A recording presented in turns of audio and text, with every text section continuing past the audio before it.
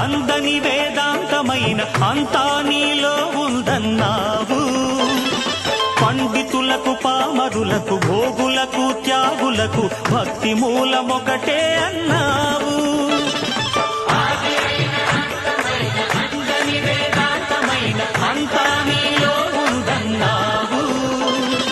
పండితులకు పామరులకు భోగులకు త్యాగులకు భక్తి మూలమొకటే అన్నావు. సహన తరువు పండించిన శాంతి ఫలం నీవు, గురువులకే సద్గురువైనావు.